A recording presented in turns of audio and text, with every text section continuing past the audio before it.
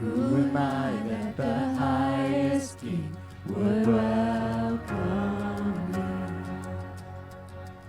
I was lost, but he brought me in. Oh, his love for me.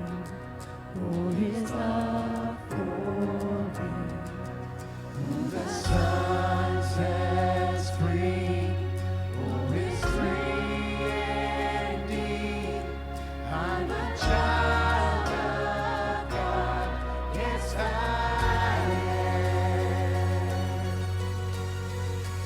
realize he has ransomed me. His grace runs deep. While I was a slave to sin, Jesus died for me. Yes, he died for me. Who the Son sets free, who is free indeed. I'm a child of God. Yes, I am. In my Father's house, there's a place for me. I'm a child of God. Yes, I am. I am chosen, not forsaken. I am who you say I am. You are for me, not against me. I am who you say I am. I am chosen, not forsaken. I am who you say I am. You are for me, not against me. I am who you say I am. I am who you say I am. Who the Son sets free, who is free indeed. I'm a child of God. Yes, I am. In my Father's house, there's a place for me. I'm a child of God. Yes, I am. In my Father's house. There's a place for you, church. There's a place for me. I'm a child of God. Yes, I am. I am chosen, not forsaken. I am who you say I am. You are for me, not against me. I am who you say I am. Oh, I am who you say I am. Yes, I am who you say I am. Who the Son sets free, who is free indeed. I'm a child of God. Yes, I am. In my Father's house, there's a place for me. I'm a child of God. Yes, I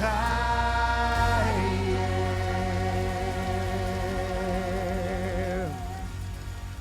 Yeah, no greater thought, right? We're children of God, free from sin, able to be a part of His church, right? Isn't it great to be back together around the family of God this morning? Thank you so much for being with us. If you're joining us online, thank you so much for tuning in, and we really appreciate you. We want you to be a part of this as well. Those of us that are here today, thank you so much for being a part. If you're a guest, please find a Connect card out there in the lobby. We'd love to just connect with you, give you a little bit more information about our church if you'd like some. So please find one of those cards as you leave and fill that out. We'll pick that up and connect with you if you want. So, but thank you so much for being here. I want to pray now and ask the Lord to be with us, all right? Father, thank you so much, Lord, for us being free. Who the Son sets free, is free indeed. Thank you that we're not bound by anything on this earth, Lord. but that our Father's house is a place for us. Thank you, God, for the words of that song. Thank you so much, Lord, for the fact that it's not just something we sing. It's what we believe. And thank you, God, for this church. Thank you so much that it's a lighthouse in this community, Father, and we want to shine bright, not for our glory, but for yours. And we just ask that, Lord, your glory would be had this morning, that we give you all the praise and honor and blessing and glory for everything that's done here, everything you've done here. And thank you so much for it, Father. Thank you for our guests this morning, and thank you so much for our pastor. I pray that you bless him as he speaks in just a moment. We love you in your name. Amen.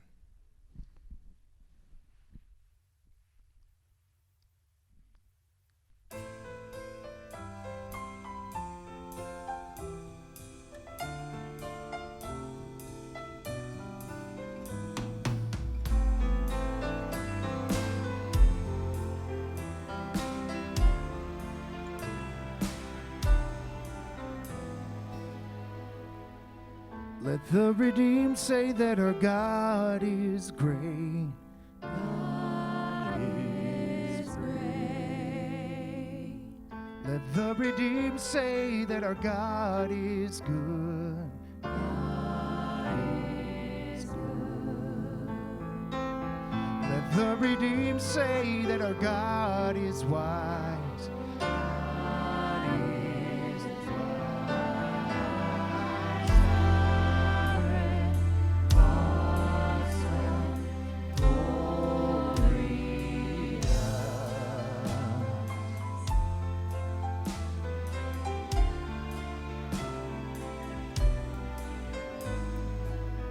Let the redeemed sing of his majesty.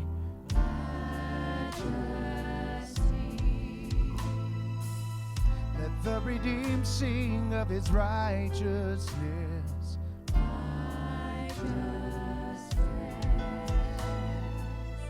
Let the redeemed sing of his mighty works. mighty word. Sovereign, awesome,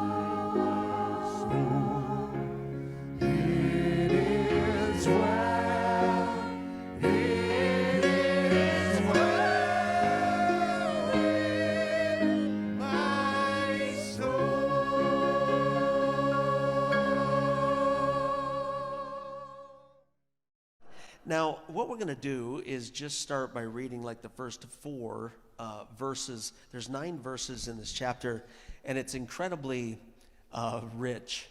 The challenge with Isaiah is not finding something to preach. The challenge with Isaiah is to come upon a passage or a text in the next chapter and find out how to simplify things from that chapter into a 30, 40-minute message, because it's so layered and it's so rich in its context for you. And so we move to the next chapter, and I've been so excited about these 9 verses. I want to talk to you about the rescuing nature of God from this particular chapter, Isaiah 31. Let's look at verse 1 through 4 together first, and then we'll go to prayer, and I want to talk to you about this, and I'm excited about it. Let's look together. Here we go, verse 1. Now we find another woe. We find another warning, all right? And it starts with that. Woe to them that go down to Egypt for help, and stay on horses and trust in chariots, because they are many, and in horsemen, because they are very strong. But they look not unto the Holy One of Israel, neither seek the Lord. Yet he is also wise. You almost notice the sarcasm in Isaiah's voice, because God's people are wanting to go to Egypt for help instead of looking to God. And he says, you're going to your wise men, but he says, the Lord is also as wise, and will bring evil, and will not call back his words, but will rise against the house of the evildoers, and against the help of them that work iniquity. Now the Egyptians are men and not God, and their horses flesh and not spirit.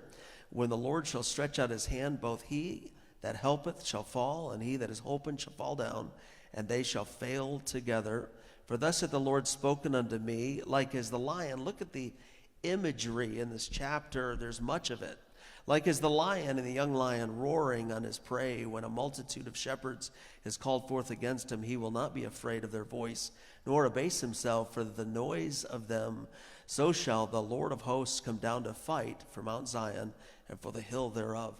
Let's pray and we'll start. Lord Jesus, thank you for this incredible Sunday. We thank you for the new parking lot being finished. We thank you for the progress here. We thank you for your blessings. We thank you for your goodness and kindness to us. I thank you for everybody that's here this morning under the sound of my voice that has gathered in the building, and then those that are listening online. And I pray that you'd use the word of God to strengthen and edify someone's heart today. In Jesus' precious name, amen.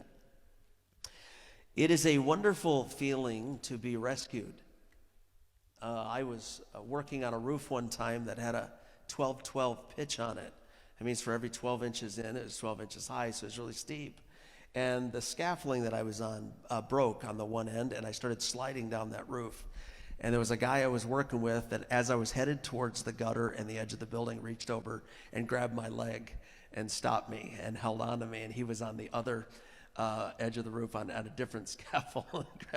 And I can't describe to you the sensation of relief that rolled through my heart when he stopped me as I was on that fast slide. There is something wonderful about being rescued. There's nobody that is as good at rescuing us and rescuing people like Jesus Christ is, and like the God of the Word of God. You find this chapter full of metaphors, full of imagery. And one of the places that is very vividly given is in the very last verse. So I want to jump with you to the very last verse, verse 9 of this chapter, and just pick up. There's a couple of words in there I want to draw your attention to. Verse 9, and he shall pass over to his stronghold for fear, and his princes shall be afraid of the ensign, saith the Lord, whose, notice the word, fire is in Zion, and his furnace in Jerusalem.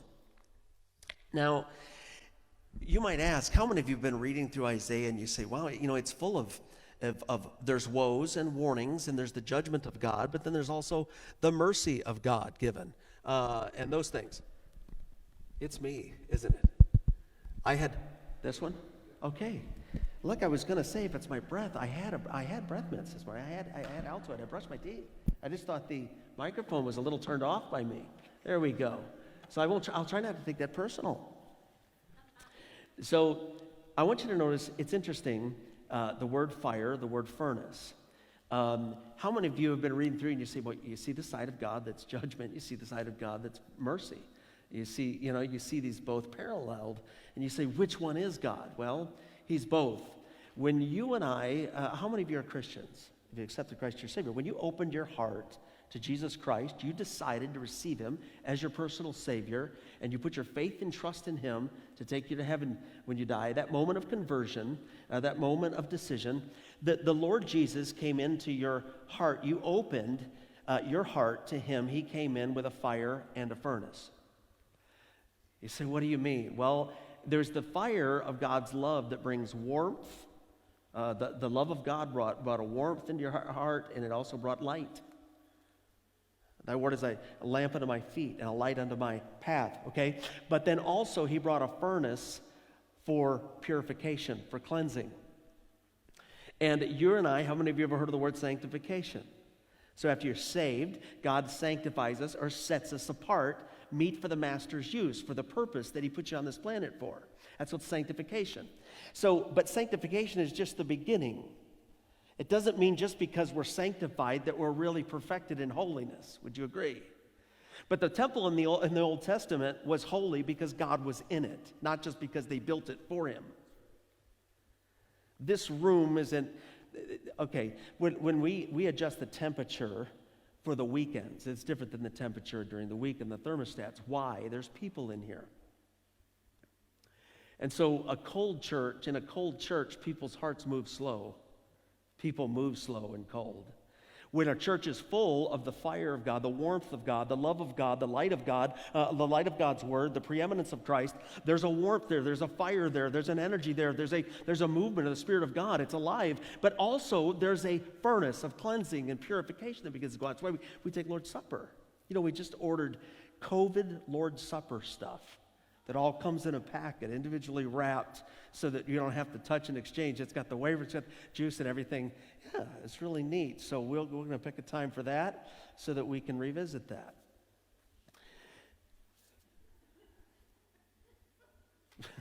I know, it's a weird world we're in. I'm telling you, they're coming up with everything, but we might as well take advantage. This very interesting work begins. He that hath begun a good work in you shall complete it unto the day of Jesus Christ. So the Holy Spirit comes in. He's not only brought the warmth and love of Christ into your heart, but he begins this cleansing, this purifying, the furnace of affliction. Kind of like, how many of you ever had a tick? Yeah, a tick, like a bug tick? A tick, yeah. In the South, in Alabama. Yeah, I got one in I got one, I won't tell you where. I was at Oak Mountain, and I got one, and my wife found it. It was on my back, so calm down. And she found it, and she took a hot needle. She got the end of it like glowing hot, and then stuck it on the rear end of that tick. And you wouldn't believe how fast he backed out of there. Why? Heat purifies. Heat is a cleansing agent. I know my metaphors are not as good as God's. God's imagery, God's pictures are much better. But so we notice this happening. And so I want you to notice that in God's rescuing nature, you see, well, which one is he? He's both. He's a fire and he's a furnace. He's whichever one we need. And so we notice right away that God cares about our destination, number one. You see, how do I know that he cares? Well, you know, it's like when you're at the airport. How many of the airport you've seen arrivals and departures?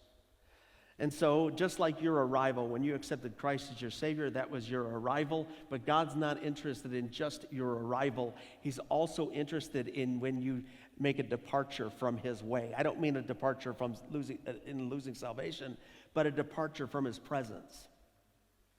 So he says, so God loves us enough and to use the furnace of warning and woe. Woe is the warning. And so let's look at how much God cares for us. Our daily decisions determine our destination. And so God's very interested in those decisions. He's very interested in every decision you and I make. That's why the yielding to the Holy Spirit, to be full of the Spirit, is a moment-by-moment yielding throughout the day. And so we notice this verse 1, woe to them that go down to Egypt for help. This would be like a Brody Croyle will be with us next week, that played at Alabama to help from Big Oak Ranch to do a little speaking with me. It'd be like Brody looking into the stands for help during a game when he played for Alabama instead of looking at the coach. God's saying, I'm your leader. I'm your, and here you are looking to Egypt. You're looking to the world for help. Look at verse 1. Woe to them that go down to Egypt for help and stay on horses, or you depend on horses, and trust in chariots because they are many. Remember, ladies and gentlemen, that many doesn't mean mighty. The world has many things. It doesn't mean they're mighty like God. Because they are many, but they look not unto the Holy One of Israel, neither seek the Lord. Verse 2, yet he also is wise, and will bring evil, will not call back his words, but will arise. Like every word that God has spoken will come to pass. I was reading where an atheist in our country that is very well known took some times to mock and jab this week at the book of Revelation. And about Jesus coming back on a white horse, and he did his best to make fun and belittle the belief of Christians in this Christ who gave us his word in the Bible. And I feel so sorry for him, because these things that he's mocked and don't believe 3 seconds after the grave will be a reality for him. And I hope that with all of Christ's love that he'll not shun that and spawn that, but he will turn to Jesus and accept him as a Savior before he dies. It's a sad thing to think of a human being spiraling out into eternity without their salvation sealed with Jesus Christ, where they would be bound to a Christless hell for all eternity for choosing to pay the penalty for their sins themselves, when Jesus Christ would pay that price for them on the cross. God cares very much where you and I put our trust, not only for our salvation, but in our daily living. He cares very much about where and whom that trust is placed. You seek him, the Bible says, but if you stray, see, he's got both. He's got the warmth of his fire, but he's also got the furnace of affliction. And how many of you know and can testify like me that there are specific times in your life you can look back on where God turned up the heat a little bit, turned up the furnace of affliction to do some steering, to do some cleansing, to do some purifying. He boiled the water of your life so that some of the impurities would evaporate out. He heated up the silver so the dross would float to the top, and he could scoop it off with his hands and scrape it away and make you more of a vessel for the finer, for meat and for the master's use. So God's very interested in your destination. He cares about your destination. He cares about every one of these children in here, and every teenager and every adult and every destination of every little heart. He cares about the decision you make to trust him as your Savior. He cares about decisions you make for your future and for your life. And he also, I want you to notice, calls us to discernment. As we accept Christ and we grow in Christ, he calls us to a certain discernment to differentiate between what is of value, what is not, what will hurt us, what will help us, and what is truth and what is a lie. Look with me at verse 3 that brings us out so well. Now the Egyptians are men and not God. So Isaiah stands up. You know, it's interesting when we talk about the word fire. Even the Bible says that his ministers are to be a flame of fire. Why? Ministers are supposed to bring the truth, and it brings the love of Christ. It's the truth in love, but it's to bring the word of God, and whatever that does to the heart is what the Lord wants to make sure that the preacher is letting the Lord do the talking. And so Isaiah, as this minister, as a flame of fire for the Lord, he tells the people, he says, you know, the Lord is also wise.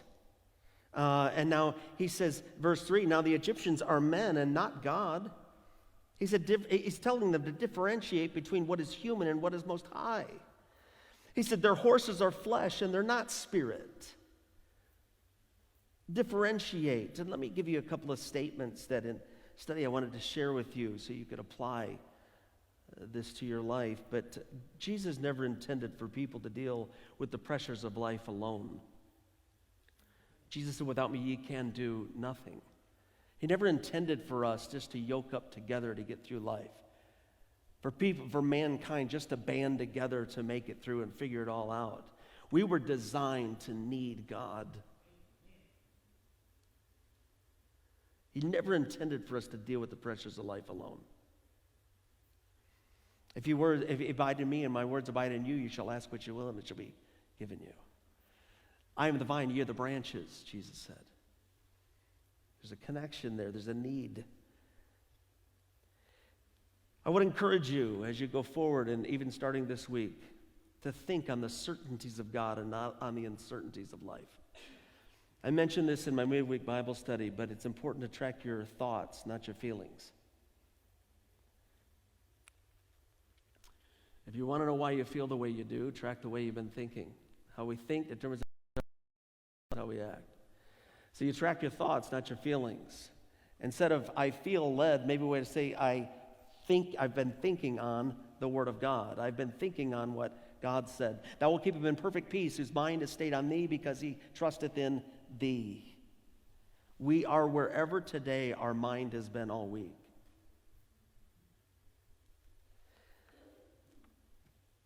Think on the certainties of God. That helps take away fear. It helps take away worry. We worry and focus when we focus on the uncertainties of life instead of the certainties of God. There's a great fear moves into us about the future. Let me give you a quote that I loved. It says this: faith is living without scheming.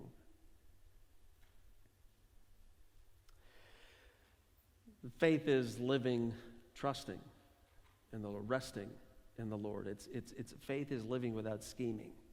It's not. I'm going to control. Let me. I don't know why this is about to be said, but if you were controlled as a child, then the tendency is for you to want to control everything as an adult.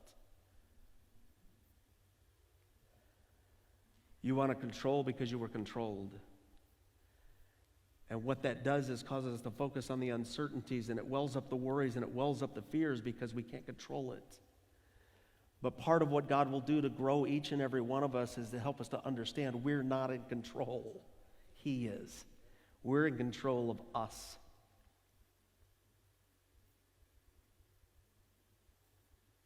And that's even limited. As much as I want my heart to keep beating right now, I can't control that. As much as I want my lungs to keep working, I don't even get to control that. But we can be examples. Is this helping anybody today? I want you to notice on the screen Psalm 91, and let's look at verse 14 and 15, because it really brings out this thing of discernment and the differentiation. God says, I want you to understand that as you look at men and they, as the passage instructs us to seek the Lord, if you really want to seek the Lord, we have to lift our eyes above the noise of mankind.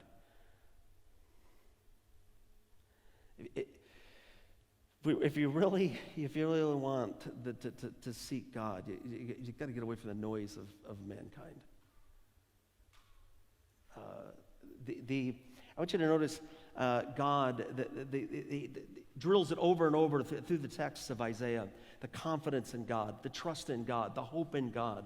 You see there's a constant directing of where our confidences lie, where our trust lies, where our hope lies, where our dependence lies, what are we relying on, what do we hope? And He's directing us back and back and back and back. They're men and not God. They're flesh and not spirit. Look at Psalm 91.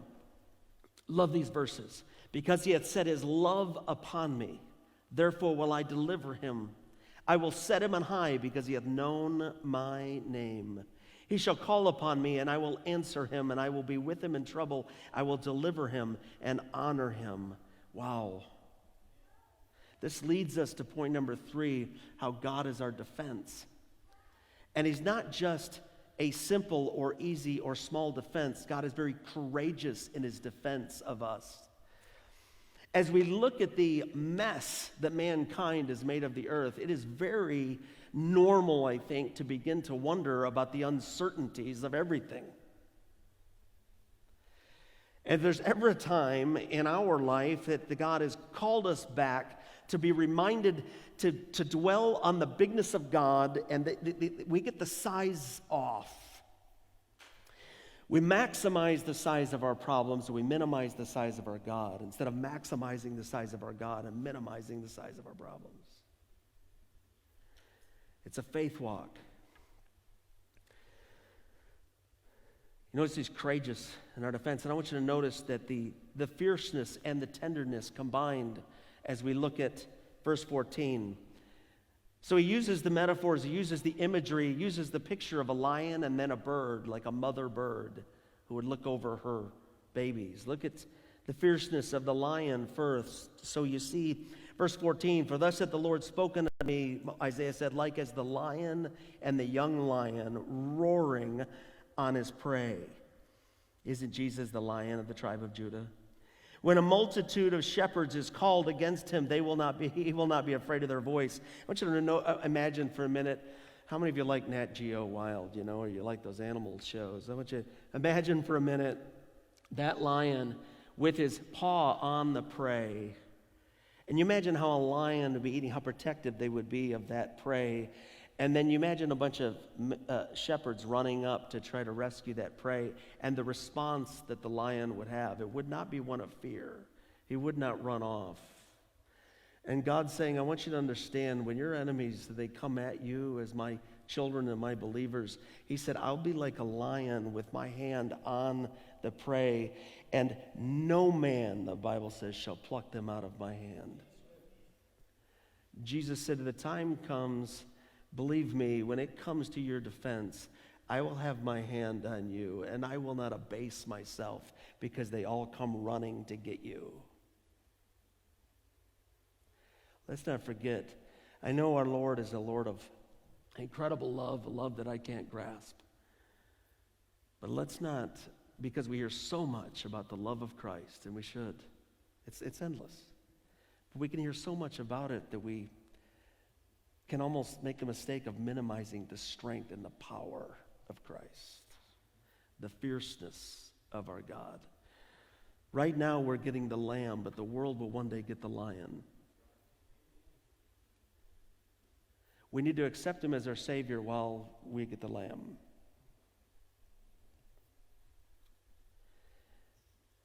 So then he says, in contrast, so here you are. You say, which one's God? Is he the lion or is he the mother bird? He's both. You know, how many of you want a dad? How many of your children want a dad that's both? You want to be loving, but you also want him to be protecting.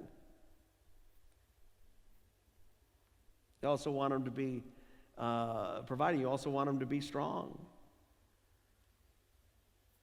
As the birds flying, so the Lord of hosts defend Jerusalem, verse 5. Defending also, he will deliver it, and passing over. It's interesting, passing over, like in that, you make a mental connection to Passover. And passing over, he will preserve it. It's like a mother bird watching over the little children. Jesus said this in Matthew. I read this to you.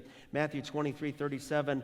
And he talked of Jerusalem, and he said, "O Jerusalem, Jerusalem, how often would I have gathered thy children together, even as a hen gathereth her chickens under her wings, and ye would not."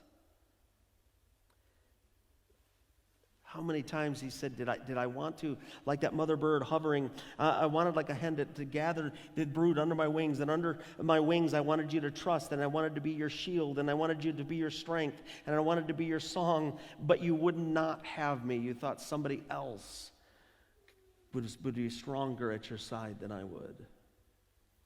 It's a sadness to the Lord. So he gives us a renewed instruction as you and I look at verse 6. Notice, what's that first word? Turn. Turn. Turn ye unto him, from whom the children of Israel have deeply revolted. How many of you would agree with me, as we look at the Bible, there's plenty of pictures, there's plenty of situations where Israel turned their back on God. But how many of you will also agree with me, if we read the back of the book, Israel wins because of who their God is? Let me just briefly say this. Israel does not lose their defender because America turns from them. We just lose our blessing. They don't lose their lion. We just. And you notice the instruction for our turning.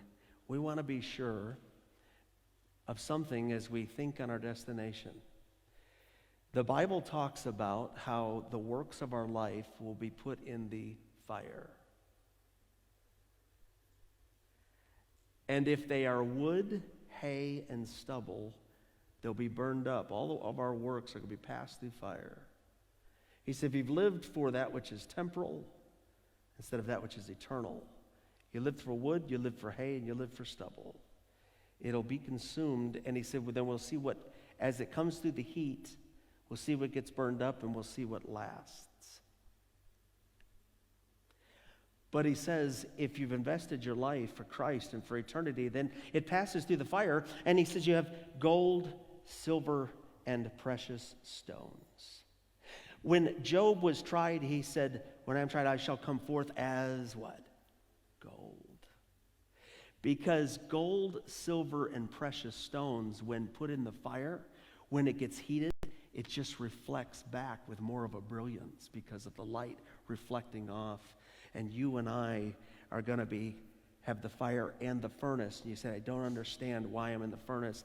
It's for the purification of us as individuals. It's purification for us as a church, so that those things that are between us and God, the heat pulls the germs out of our life, and our church is more holy, and you and I are more filled with the Holy Spirit, and this church is energized as God opens things up, we are prepared to reach more and more people for Jesus Christ. And then your life and mine, we stand before him, and we've got some gold and silver and precious stones instead of just living for wood, hay, and stubble.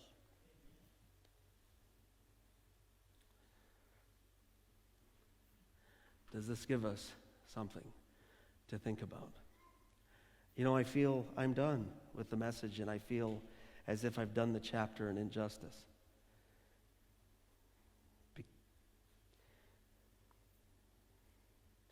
Because you could preach from this chapter for weeks.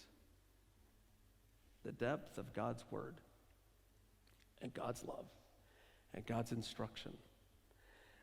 I just wish the world would read the Bible.